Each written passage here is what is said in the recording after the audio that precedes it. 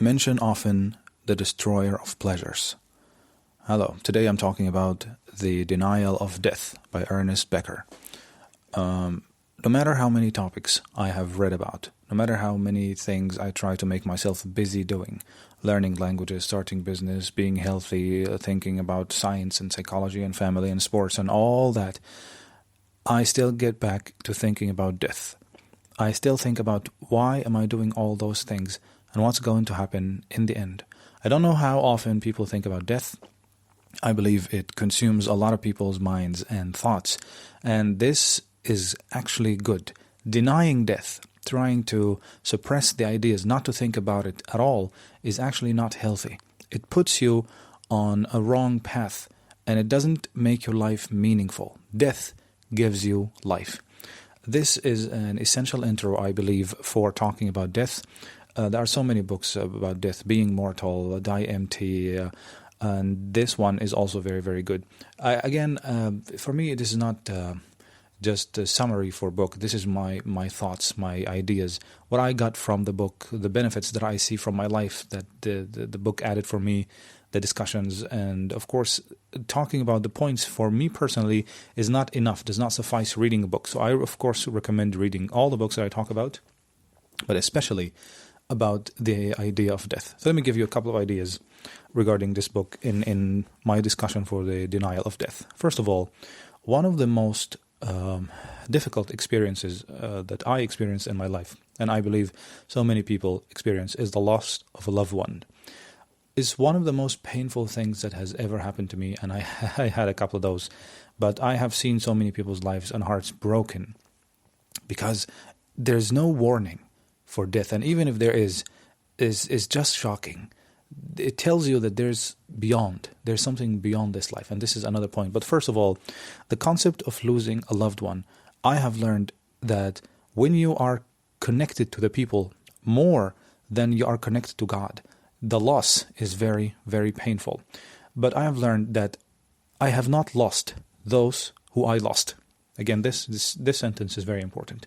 I have not lost them forever. There is another meeting. There is another way in the hereafter. There is a paradise for those who do good deeds.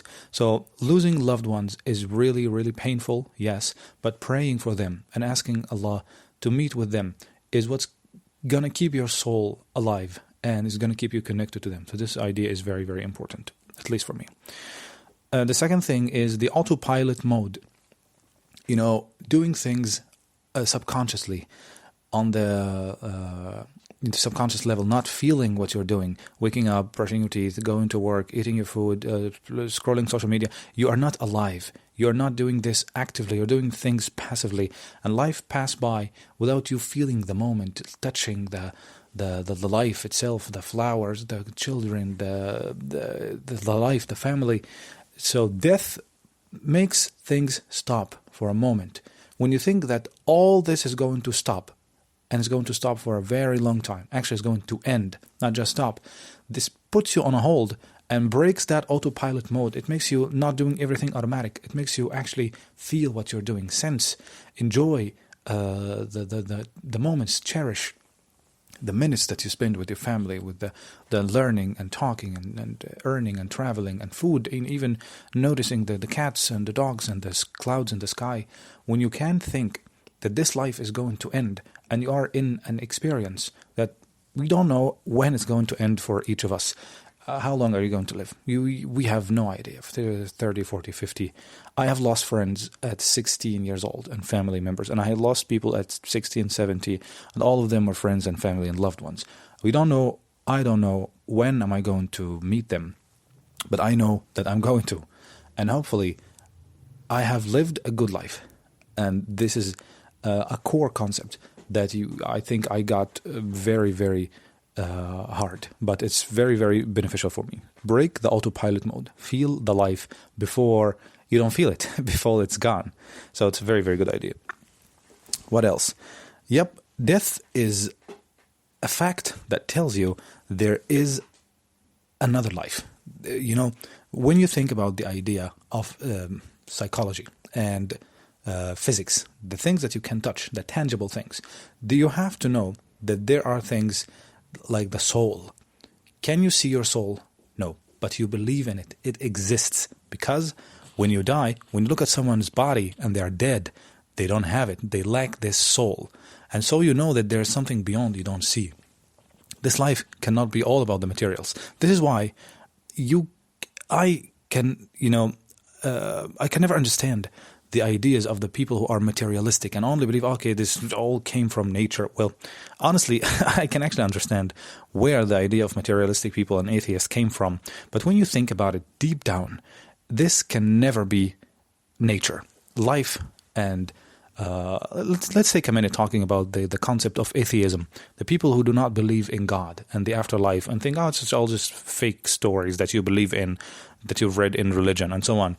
You know, the idea of atheism might sound appealing for people who think logic and science, but if you actually think logic and science, the idea of atheism says that there is no God, there is no reason. All things, everything in life came by accidents, by coincidence, and everything is going to end forever with no purpose. Every person who's a murderer and killer and rapist, all those who died in this life without any judgment, they will go and die and nothing is going to happen to them. There's no judgment. And every person who was honest and modest and charitable and helping people, there's no reward for them. Everything in your life, everything you've learned, every person you taught, everything you had is meaningless and worthless. There's no judgment. This concept is so wrong on so many levels. Even if you believe in science, even if you think it's cool to not embrace a religion, you have to be honest with yourself.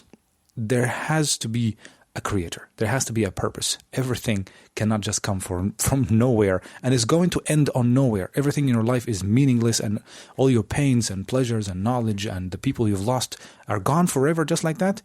I mean, come on. So death breaks every arrogant person who thinks that there is no creator for this life. So this is a very, very important idea for those who do not believe. Just think about it logically and you will believe one day. Another thing is, now, how do I live based upon thinking about death?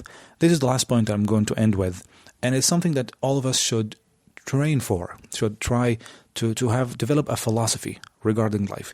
If you think about death all day, every day, if you think about death every time, if you think that you're going to die today or to die tomorrow, you will not work for the day. You don't have a life to work for. You don't pursue a future because you think about death all the time, and this is not healthy. But also, you don't think about death at all. It does not cross your mind. You are not working for the afterlife. So I think you have to find a balance. You have to find peace. You have to think. I don't prefer actually using the word have. You have to. No, but I believe you should. Again, I changed the word have and I moved to should. But I think it's really, really important to think that you are going to die one day. So just work for it and find life and find meaning in your life and find good deeds and find love and find Allah in your life and work for that. Work for the afterlife. But do not completely deny death like you are mortal. Like, I'm still young, nothing's going to happen. This is very, very bad. But also, do not consume yourself with the idea that you are going to die and there's nothing worthy of working for. I think the balance is very, very important.